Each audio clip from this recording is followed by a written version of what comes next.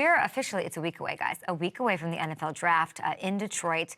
I will not be there in person. I'll be there in spirit, coming to you live from a floaty somewhere in Cabo.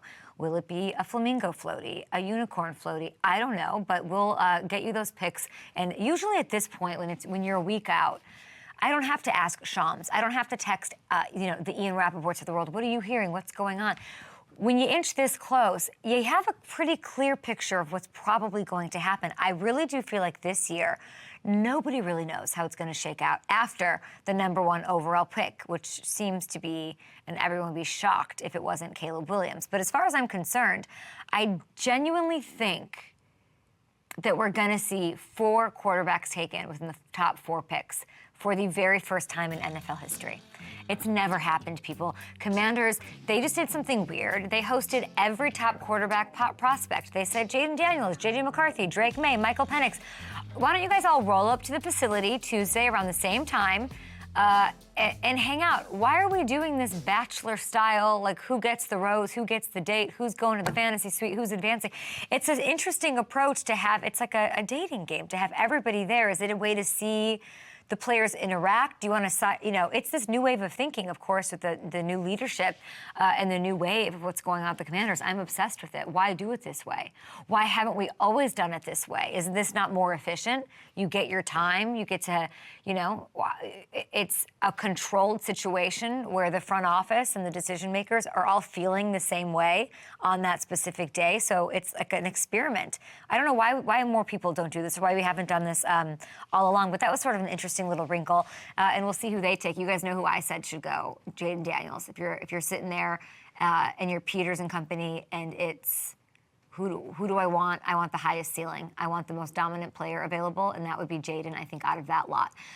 Okay, the Patriots, they're either going to take, a quarterback, or they're going to trade down with somebody else who needs one.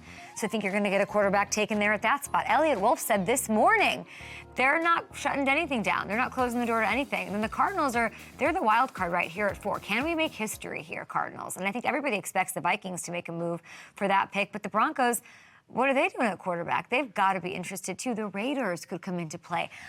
Do the Giants make a move? Listen, if I'm Monty and these Cardinals, I'm loving my life right now. I'm in Cabo with a mojito and hanging out at the pool, because I would do everything I can to play these teams off of each other and drive up the price, okay?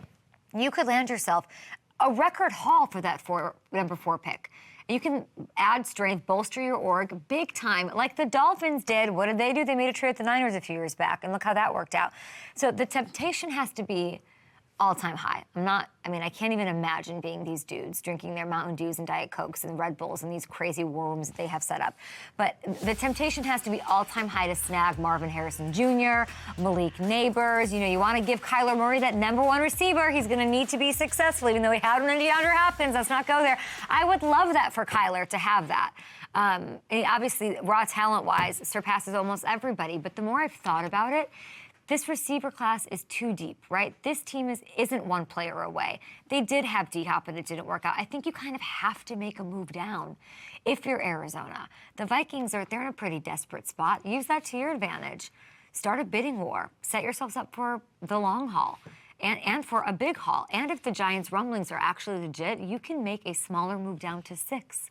You can pick up an extra first and still get one of the top 2 receivers. So the way that my eyes are on Monty, fully, okay, the way he handles this situation in year 2 as GM is going to define this Cardinals team and the other teams that were in line to get quarterbacks for years to come. And he's going to be what we think about when we figure out who's going to the Hall of Fame and who won championships and who ended the Chiefs dynasty and all of that. Truly excited to see what happens there. Other stuff going on.